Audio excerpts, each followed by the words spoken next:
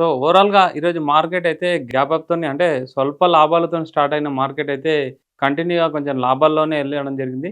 ముఖ్యంగా ఎఫ్ఎంసీజీ సెక్టార్‌లో ఎక్కువగా బయింగ్ అయితే కనిపించడం జరిగింది. సో ఓవరాల్‌గా మార్కెట్ అయితే మంచి మొమెంటం కనిపించింది. క్లోజింగ్ చూస్తే కూడా పాజిటివ్‌నే క్లోజ్ అవ్వడం జరిగింది. నిఫ్టీ వచ్చేసి 140 పాయింట్లు పాజిటివ్‌నే క్లోజ్ అయింది. సెన్సెక్స్ వచ్చేసి 443 పాయింట్లు పాజిటివ్‌నే క్లోజ్ అయిపోయింది. 76,922 దగ్గర క్లోజ్ అయింది. తర్వాత బ్యాంక్ నిఫ్టీ వచ్చేసి 490 పాయింట్లు పాజిటివ్‌నే క్లోజ్ అవ్వడం జరిగింది. నిఫ్టీ ఐటీలో మాత్రం కొంచెం నెగెటివ్ అయితే బాగా కనిపించడం జరిగింది. ఓవరాల్‌గా మార్కెట్‌లో అయితే పాజిటివ్ మొమెంటం అయితే కనిపించింది. మెయిన్ కారణం ఏంది 2 డేస్ నుంచి అయితే నష్టాలను ఉన్న మార్కెట్ ఈరోజైతే పాజిటివ్‌గా వెళ్ళడం జరిగింది. మెయిన్ కారణాలేంది మాట్లాడదాం. మనతో పాటు సీనియర్ స్టాక్ మార్కెట్ అనలిస్ట్ జీవి సత్యనారాయణ గారు ఉన్నారు. Sir good evening. Good evening. Sir main ఏం చెప్తారు? మార్కెట్ ఈరోజు పాజిటివ్‌లోకి రావడానికి కారణాలంటే ఏం చెప్తారు? ఓకే, నిన్ననే మనం అనుకున్నాం ఎక్స్పైరీ ఉంది కాబట్టి నిన్న అన్ని మార్కెట్లు పెరిగినా కానీ మన మార్కెట్లు మైనస్ లోకి వెళ్ళిపోయినాయి. నిన్న ఈ రోజు ఎందుకు పెరిగినాయి అంటే జూలై మంత్ ఏదైతే ఫ్యూచర్స్ అండ్ ఆప్షన్స్ ఎన్ఎస్సి ఉందో ఓపెనింగ్ డే కాబట్టి పచ్చగా ఉంటది. ఇవాళ బాగానే ఉంది. రేపు ఆల్రెడీ ఇప్పుడు వరల్డ్ మార్కెట్లు ఏవైతే ఉన్నాయో కొంచెం ఫాల్ ఉన్నాయి, మైనస్ లో జరుగుతున్నాయి. కాబట్టి ఒకవేళ రేపు జరిగితే ప్రాఫిట్ బుకింగ్ కూడా జరిగే అవకాశాలు కూడా ఉన్నాయి. ఎందుకు రేపు ప్రాఫిట్ బుకింగ్ జరిగే అవకాశాలు అంటే గురువారం రోజు బిఎస్సి సెన్సెక్స్ రేపు weekly monthly June month expiry కాబట్టి అది క్లోజ్ అయిపోతుంది.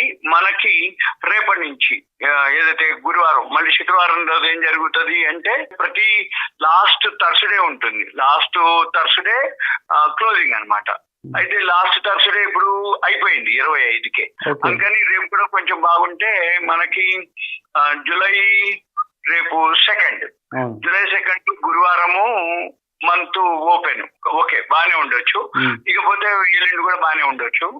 పాజిటివ్ లోనే ఉంటాయి. ఎందుకంటే కాకపోతే కొంచెం ప్రాఫిట్ బుకింగ్ కూడా జరిగితే జరగవచ్చు రేపు. ఎందుకోసం అంటే ఆల్రెడీ ఇప్పుడు అమెరికా మన వరల్డ్ మార్కెట్లు అంతా కూడా పెద్దగా లేవు. అంటే ఏషియన్ మార్కెట్లు కొంచెం మిక్స్డ్ గా ఉన్నాయి.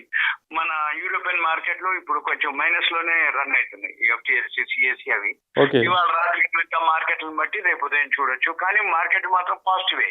ఎందుకు అంటే ఇవాళ ఆటో సెక్టర్ రిజల్ట్స్ రావటం, ఎఫ్ఎంసీజీ అవి పెరగటం, ఏదైతే బిఎస్సి సెన్సెక్స్ 30 కంపెనీలు ఉన్నాయో 22 ప్లస్ లో క్లోజ్ అవటం, మళ్ళీ ఏదైతే మన కమోడిటీస్ లో చూస్తే గోల్డ్ సిల్వర్ ఏదైతే ఉందో అది కూడా ఫాల్ అయింది. 4,000 దగ్గర సపోర్ట్ తీసుకోవడం జరిగింది. 4,000 లోపు కూడా రావడం జరిగింది వాళ్ళ డాలర్లు. ఇప్పుడు మళ్ళీ $4,500 ట్రేడ్ అవుతుంది. అది ఒక 1% నియర్లీ మైనస్ ఉంది. సిల్వర్ అయితే ఒక 2.5% మైనస్ లో ఉంది. బ్రెంట్ ఆయిల్ వచ్చి అది ఒక 1% మైనస్ లోనే ఉంది. పొద్దున కొంచెం పెరిగింది కానీ ఇప్పుడు $72 ఉంది. అంటే ఏంటిది ఈ 72, 73, 74, 71 ఇక్కడికనే ఉంటుంది. అంటే అక్కడ ఏమీ లేదు. అర్ముజల్స్ అని కానీ ఇరాన్ అమెరికా వార్ కానీ అక్కడ ఏం లేదు. కాబట్టి అది $72, $73. యుద్ధం కంటే ముందు $65 ఉన్నటువంటి బ్రెంట్ ఆయిల్ ఇప్పుడు $72 ఉంది. ఇక్కడికడే ఉంటుంది అన్నట్టు. అంటే 72, 73 కన్సాలిడేషన్ పేజ్ లో నడుస్తుంది. కన్సాలిడేషన్ స్టేజ్ అంటారు, దాన్ని న్యూట్రల్ అంటారు, దీన్ని స్థిరీకరణ అంటారు, దాన్ని సైడ్ వేస్ అంటారు. ఇవి ఏవైతున్నాయో అక్కడక్కడే ఉంది. కాబట్టి మార్కెట్ పాజిటివ్ లోనే క్లోజ్ అయింది, పాజిటివ్ లోనే తీసుకుంటుంది. ఇకపోతే గోల్డ్ సిల్వర్ మాత్రం ఇన్వెస్ట్ చేయడానికి మంచి ఛాయిస్. షేర్ మార్కెట్ లో కూడా మంచి ఛాయిస్. ఎందుకంటే ఇప్పుడు ఏమి ఈవెంట్స్ బ్యాడ్ ఈవెంట్స్ ఏం లేవు, యుద్ధాలు లేవు. కాబట్టి ఓవరాల్ గా మార్కెట్లు పాజిటివ్ లోనే క్లోజ్ అయ్యే అవకాశాలు ఉన్నాయి. ఇంకొకటి ఏంటంటే రిజల్ట్స్ వస్తుంటాయి ఇక ఇప్పటి నుంచి ఫస్ట్ క్వార్టర్. కానీ రిజల్ట్స్ అంతగా ఉండవు. కానీ ఓవరాల్ గా మార్కెట్ పాజిటివ్ లోకి వెళ్తుంది కాబట్టి న్యూట్రల్ గా ఉన్నా మంచిగా పెరుగుతాయి. ఇండివిజువల్ స్టాక్స్ ఫాలో అవ్వాలి మనం. ఒకటి గోల్డ్ అంటే గోల్డ్ కు సంబంధించి జూన్ నెలలో ఇంచుమించు అంటే 18% పడిపోయిందని అయితే డాటా చెప్తుంది సార్. అంటే ఓవరాల్ గా 2008 నుంచి ఇప్పటి వరకు ఒక నెలలో 18% పడిపోవడం అనేది ఇదే ఫస్ట్ టైం అంటున్నారు. అంటే లేదు, జనవరి 30కి బాగా పీక్ ఆ టైం హైక్ పోయినాక ఈ జనవరి 30 ఆ టైం హైక్ పోయిన తర్వాత ఏం జరిగింది? మళ్ళీ 50% పడ్డది. ఒక 18% కాదు, 54% పడ్డ తర్వాత జనవరి ఫిబ్రవరి మొత్తం పడింది. ఇంకా ఇప్పుడు ఇది నెగ్లిజిబుల్, ఇది అసలు ఇది లెక్కలోని కాదు. ఎందుకంటే 18% కదా, 54% పడ్డది. ఇది జనవరి 30 ఆ టైం హైకి వెళ్ళి పట్టడం జరిగింది. అందుకని ఇది కాదు, అదే లెక్క. ఆ హై నుంచి ఎవరైతే ఉన్నారో కొనుక్కున్న వాళ్ళు ఫాలో అవ్వచ్చు. ఇంకోటి ఇప్పుడైతే ఇన్వెస్ట్మెంట్ కి మంచి టైం. ఆపర్చునిటీ. ఓకే. ఇది ఐపీఓకి సంబంధించి కూడా మంచి మంచి ఐపీఓలు అయితే ఉన్నాయి సార్. అంటే నాలుగు ఐపీఓలు వచ్చినాయి మంచి ఆ, వాళ్ళు అప్లై చేసుకోవచ్చు, నో ప్రాబ్లము. ఉమ్, అయితే ఏం చూడాలి అంటే గ్రే మార్కెట్ ప్రీమియం అని ఒక వర్డ్ ఉంటది. ఓకే, అవును, GMP. Grey market GMP. IC electricals ఒకటి ఉంది, అది బాగుంది.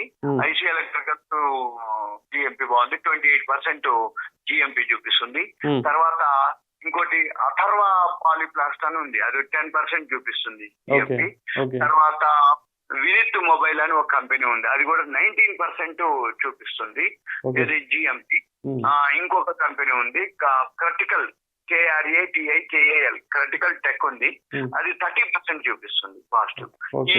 నాలుగు అప్లై చేసుకోవచ్చు, మంచిగా కళ్ళు మూసుకొని ఉమ్. అప్లై చేయొచ్చు. అంటే ఐపీఓల లాభాలు ఉంటాయా సార్? మామూలుగా లాటరీ టికెట్ తగిలితే, కాకపోతే ఆ, జిఎంపి ఇప్పుడు సపోజ్ ఇప్పుడు 28 చూపిస్తుంది, ఉమ్, ఓకే అంతే రావాలని ఏం లేదు. ఆ టైంకి మార్కెట్ ఇంకా బాగుంటే ఇంకెక్కువ వస్తుంది పర్సంటేజ్, ఓకే ఓకే లేకపోతే కొంచెం అటు ఇటు వస్తుంది తప్ప జిఎంపిని ఫాలో అయ్యి ఇన్వెస్ట్ చేసి ఇంకా వస్తుందని చూస్తే రెండు రకాలు ఉంటది. వస్తే తర్వాత రావచ్చు, మళ్ళీ క్వార్టర్ రిజల్ట్స్ బాగలేకపోతే మొత్తం మళ్ళీ ప్రిన్సిపల్ కూడా రాకపోవచ్చు. అంటే అంటే ఎలా అంటే ఒకవేళ ఐపీఓ తీసుకున్నాక అది మనకు అలర్ట్ అయితే దాని తర్వాత లాభాలు వస్తే ఎగ్జిట్ అవ్వాలా, అలాగే హోల్డ్ చేసి ఉంచాలా? రెండే పద్ధతులు, లాభాలు వస్తే ఎగ్జిట్ అయిపోవడం సింపుల్, కాకపోతే కొన్ని ఉంచుకోవటం. ఇప్పుడు సపోజ్ 28% ఉంది, 28% లాభం వచ్చింది అనుకోండి, మనం ఏం చేయాలి, కొన్ని అమ్మేసుకోవాలి, కొన్ని ఉంచేసుకోవాలి. ప్రిన్సిపల్ మందం, ప్రాఫిట్ మందం అమ్మేయాలి, ఓకే అసలు మందం ఉంచుకోవాలి, లేదు అసలు తీసేసుకోవాలి, ప్రాఫిట్ మందం ఉంచుకోవాలి. అప్పుడు ఆటోమేటిక్ గా ప్రాఫిట్ మందమే ఉంచుకుంటారు కాబట్టి పెరిగిందా ఏం లేదు, పోయిందా నీ పైసలు కావు కదా, ప్రాఫిటే కదా. Okay okay okay. తగ్గితే ఒకవేళ ఏం ఇప్పుడు కాదు. ఇప్పుడు ఇవన్నీ ఎప్పుడున్నాయి సార్ డేట్లో ఐపీఓ? చెప్తున్నానంటే ఐపీఓలో 20 ఏళ్లలో 18,000% ఇచ్చింది సోలార్ ఇండస్ట్రీస్ అని. మొన్న పహల్గామ్ పాకిస్తాన్ ఇష్యూ టైంలో బ్రహ్మాస్త్రం రిలీజ్ చేసింది సోలార్ ఇండస్ట్రీస్ కంపెనీ. ఈ రోజు కూడా 19,000 దాకా ఉంది ఆ షేరు, 18,000 చిల్లర 19,000 దగ్గరలో ఉంది ఆ షేరు. అది 20 ఏళ్ల కింద 2 డిజిట్సే, ఇవాళ 5 డిజిట్స్ లో ఉంది షేర్. అది మరి అంటే అన్ని రెట్లు పెరిగింది ఇన్కమ్. అంటే అటువంటి లాంగ్ టర్మ్ ఇప్పుడు బొండాళ అని ఉంది, అటువంటి చాలా ఉన్నాయి, కొన్ని వేల శాతాలు వచ్చినాయి. వాటిని మల్టీ బ్యాగర్లు అంటారు. మల్టీ మల్టీ మల్టీ బ్యాగర్లు అంటే 20 ఏళ్లలో 19,000% ఏ షేర్లు కూడా ఇవ్వలే అంత రిటర్న్స్.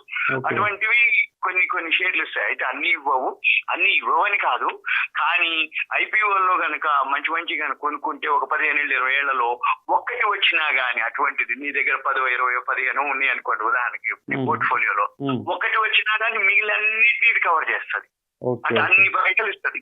అయితే అన్ని ఇలాంటివి దొరకవు మనకి, ఏం జరుగుతుందో తెలియదు, ఏమైతుందో తెలియదు. మీకు ఇప్పుడు సింపుల్ ఎగ్జాంపుల్, ఇప్పుడు నిన్న సెమీ కండక్టర్స్ కోసం కేంద్ర ప్రభుత్వం 1.25 లక్షల కోట్లు ఇష్యూ చేసింది.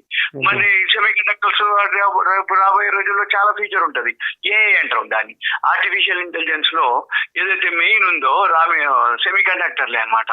అంటే అటువంటివన్నీ మనం చూసుకోవాలి, అటువంటివన్నీ రాబోయే రోజుల్లో. అయితే కొన్ని ఉంటాయి, ఇప్పుడు సపోజ్ సత్యం కంప్యూటర్ టైంలో Y2K సాల్వ్ అయినప్పుడు సాఫ్ట్వేర్ ఐటీలు బాగా పెరిగినాయి. తర్వాత 2008 టైంలో రియల్ ఎస్టేట్ కంపెనీలు బాగా పెరిగినాయి. 1996 లో మన ఫైనాన్స్ కంపెనీలు బాగా పెరిగినాయి. 1992 లో హర్షద్ మెహతా టైంలో క్యాపిటల్ గూడ్స్ అట్లాంటి షేర్లు బాగా పెరిగినాయి. అంటే ఒక్కొక్క టైం ఉంటది అన్నట్టు, ఒక వర్షన్, ఒక సీజన్. అటువంటి కనుక గుర్తుపట్టి మనం కనుక ఇన్వెస్ట్ చేస్తే కొన్ని ఉంటాయి, ఎప్పుడు ఎవరికి ఉంటాయి. FMCG లాంటివి, ఫార్మా లాంటివి కొన్ని ఉంటాయి, రియల్ ఎస్టేట్ కంపెనీలు ఉంటాయి కొన్ని, అవి ఎప్పుడు ఎవర్ గ్రీన్ ఉంటాయి. 360 అంటే దేశం ఉన్నంత కాలం కొన్ని షేర్లు ఉంటాయి.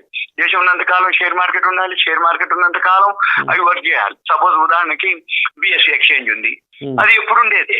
NSE ఎక్స్చేంజ్ ఉంది, ఎప్పుడు ఉండేది. క్యాన్స్ ఉంది, మ్యూచువల్ ఫండ్ ఆర్గనైజేషన్, అది ఎప్పుడు ఉండేది. NSE ఇంకా వస్తుంది, వచ్చినప్పుడు దాని గురించి సెపరేట్ తీసుకోవచ్చు కాకపోతే. Okay sir, okay okay okay right, thank you. Okay thank you.